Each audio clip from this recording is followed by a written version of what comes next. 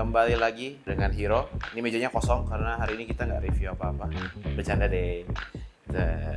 Jadi ada banyak barang-barang, semuanya satu merek. Mungkin teman-teman kalau ngelihat boxnya, warnanya, atau mereknya, logonya sudah familiar. Tapi kali ini akan saya unboxing satu-satu.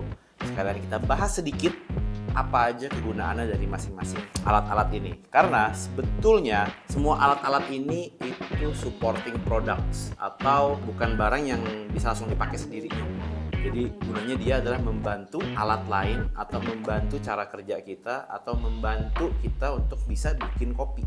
Ribet? Memang. Penting apa enggak? Penting banget. Kenapa? Karena ya kalau teman-teman mau meningkatkan level kalian dalam membuat kopi, terutama espresso atau espresso making, ini adalah alat-alat yang teman-teman butuhkan supaya upgrade espresso game. Ya, kurang lebih seperti itu. Kita mulai dari yang pertama dulu, saya pinggirin. Yang paling pertama adalah alat yang paling umum dulu. Banyak banget jenisnya, warnanya, variannya, mereknya di luar sana. Tapi hari ini kita akan fokus pada Barista Hustle.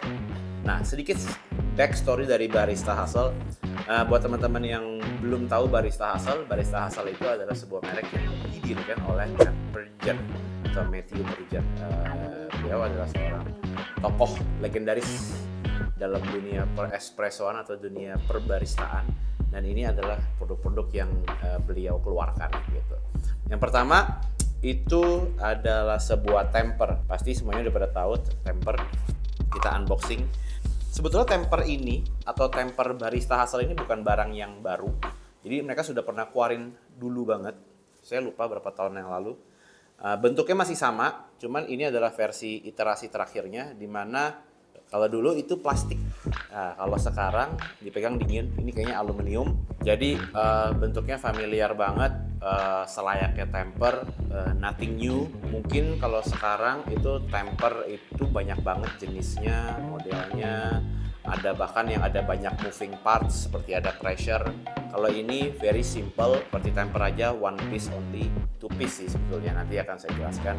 Cuman bedanya edisi sekarang sudah solid, berat, jadi ini aluminium, jadi lebih ada heft-nya, dipegang, dan saat kita pakai pun nanti akan lebih membantu supaya lebih precise gitu, jadi beratnya lebih enak.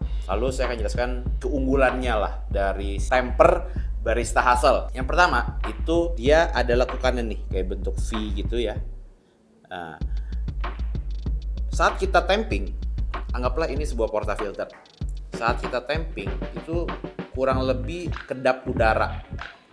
Nah, si cekungan ini itu berguna supaya tidak vakum.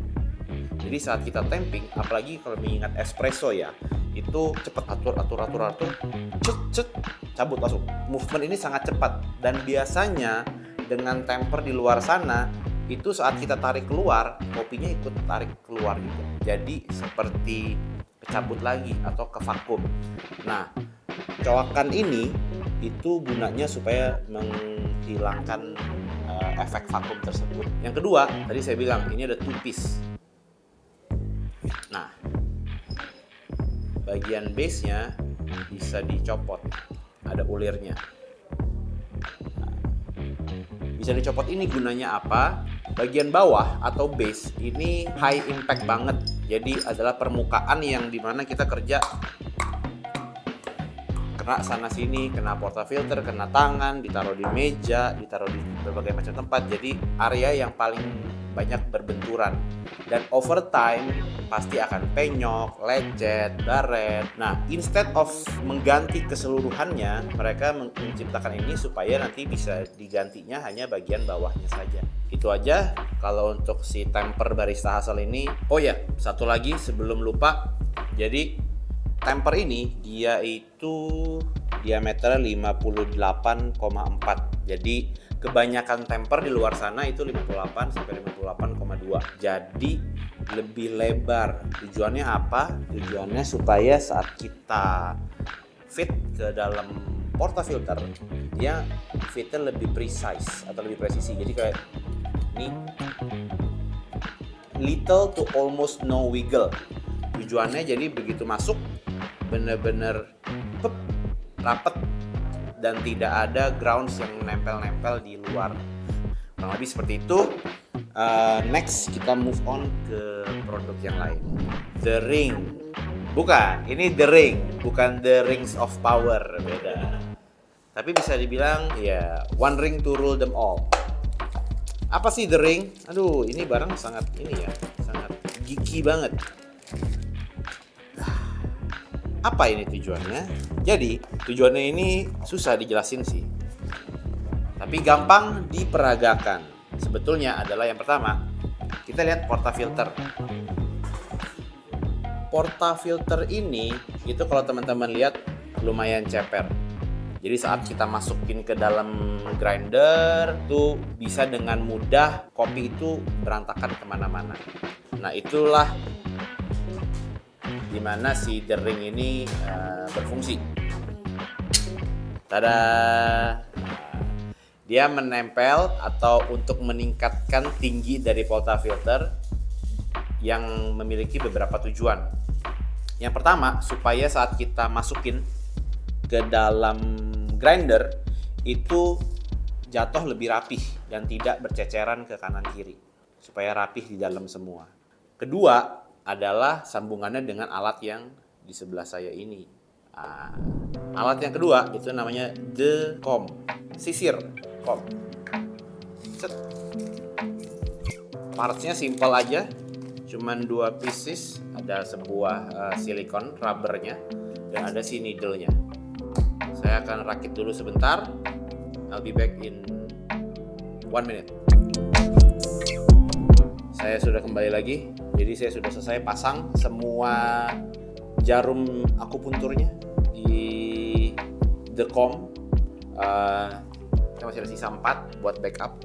Ini mengingatkan saya seperti jarum dari fisioterapis, dry needling. Jadi alat ini bentuknya simple seperti ini saja. Jadi semua needle stainless ini sudah terpasang di sini. Ada rubbernya bagian bawahnya untuk handling. Lalu juga bisa ditaruh. Seperti itu. Kelihatannya aneh. Tujuannya buat apa? Nah, kenapa saya jelasin ini dulu? Karena ini ada sangkut pautnya sama yang The Ring. Oke. Di sini saya sudah ada kopi untuk kita peragakan. Jadi anggapan saja ini kita sudah mengambil kopi dari grinder ya. Grinder itu kan pasti jatuhnya akan berantakan guys. Gitu. Nah, bayangkan jika tidak ada The Ring. Tidak ada ring ini, pasti akan mudah untuk tumpah dari kanan kirinya. Cuman karena ada si The Ring ini, jadi semuanya rapih di dalam gitu ya. Nah, setelah ini masuk ke tahap dimana fungsinya The Comb dan The Ring ini bersamaan. Seperti yang teman-teman bisa lihat, dalam dunia membuat espresso, setelah kita ambil kopi dari grinder, kita tidak bisa langsung pakai di mesin. Harus di-tamping dulu menggunakan alat ini.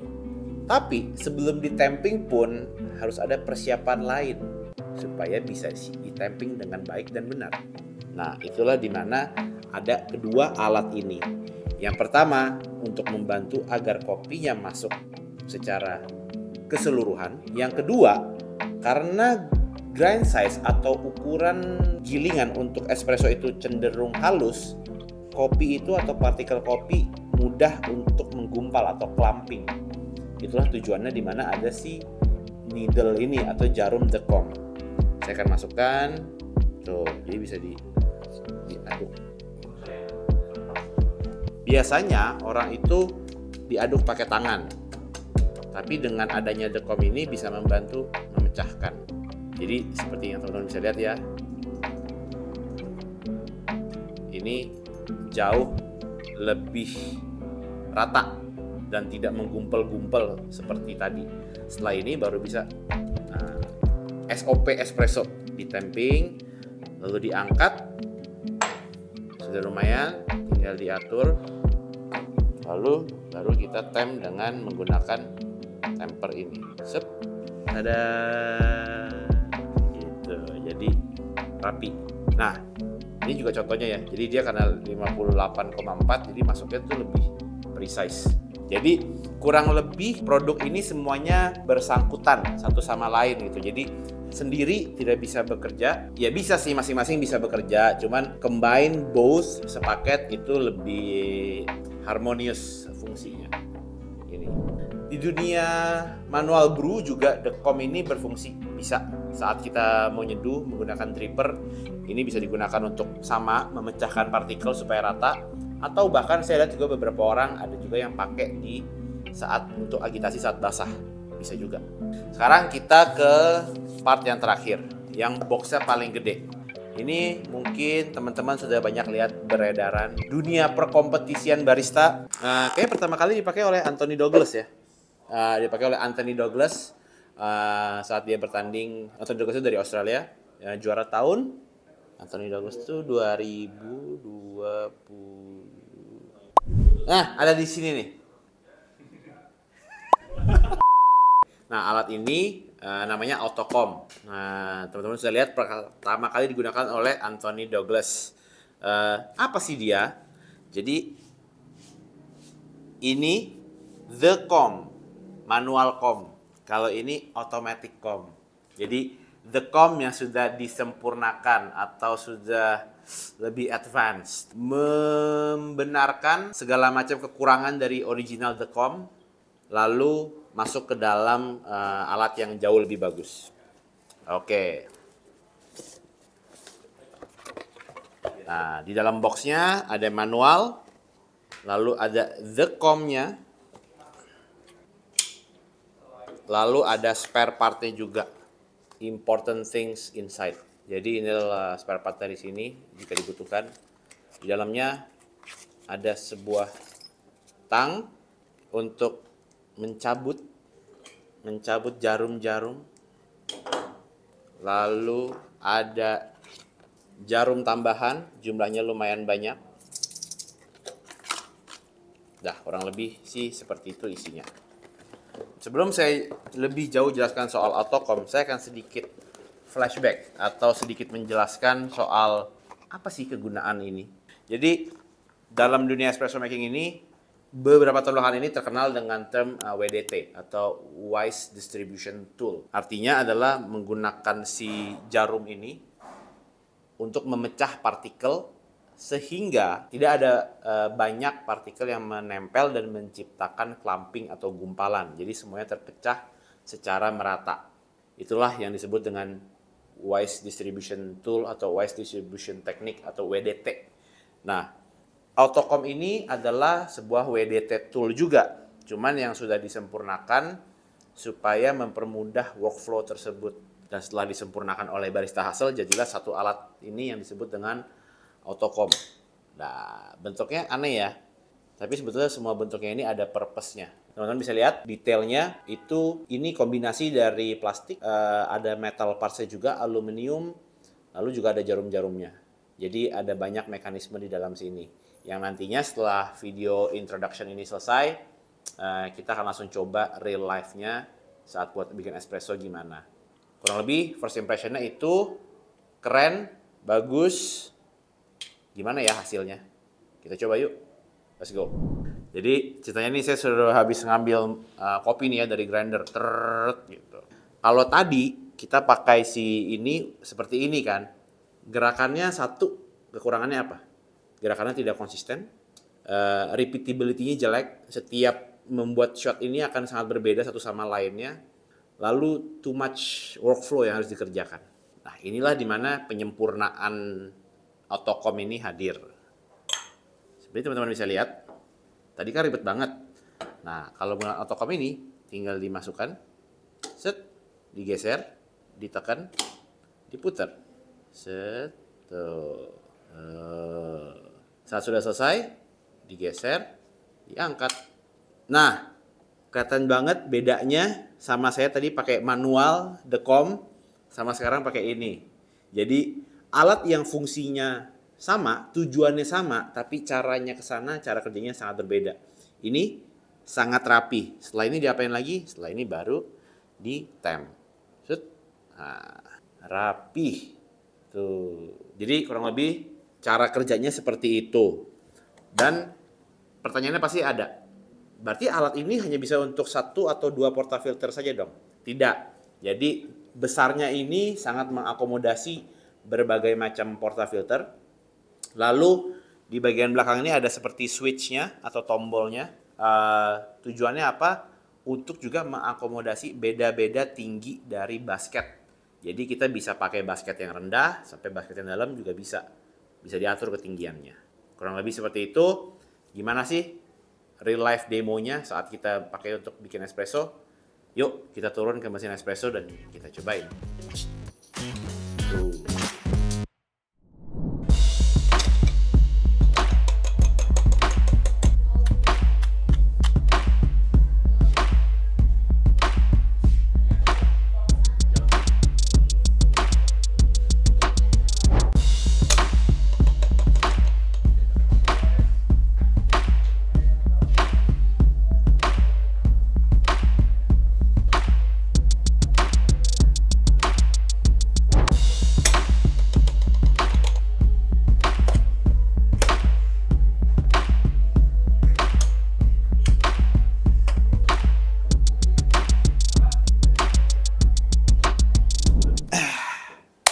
Tadi kita udah cobain di bawah di mesin espresso gimana cara alat-alat ini semua bekerja. Summary-nya gimana sih? Kesimpulannya apa? Karena kita membahas 4 barang, kesimpulannya akan saya bagi menjadi yang pertama adalah hasilnya, dampaknya dari alat-alat ini ke kita membuat espresso bagaimana, lalu user experience-nya bagaimana, dan terakhir adalah harganya dan kira-kira ini buat siapa. Yang pertama adalah temper.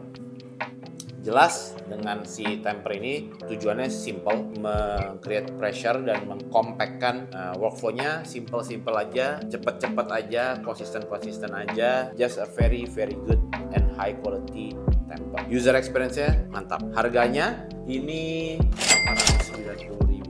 Murah atau mahal? Menurut saya sih murah. Yang kedua adalah The Ring. The Ring ini user experience-nya gimana? User experience juga nggak yang spesial banget, tapi jelas membantu karena ya kalau tiap kali kita ngambil kopi berceceran, lama-lama kesel juga, berantakan di mana-mana gitu. Jadi barang yang bukan yang wow banget, tapi membantu. Harganya 785.000. Wow, ini mahal banget. Bisa dijadiin gelang? Oh nggak bisa.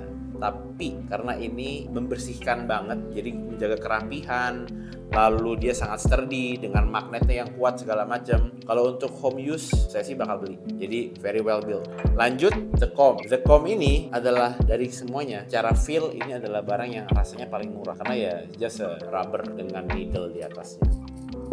Resultnya gimana? Untuk espresso making lumayan repot, tapi efeknya di beverage atau di espressonya tuh berasa banget pakai ini atau tidak. Jadi secara kegunaan kurang nyaman karena kita harus repot nambah pergerakan. Tapi kalau emang teman-teman peduli sama mentingin banget kualitas hasilnya, itu ya ini alat yang penting untuk digunakan. Harganya berapa? 500.000. Mahal atau murah? Lumayan mahal juga, tapi worth it. Item terakhir itu adalah autocomb yang tadi saya sudah bilang. Secara result gimana? Resultnya jelas banget. Ini mempermudah hidup. Secara bikin kopi, bikin espresso jadi lebih mudah. Shape-nya ergonomis banget.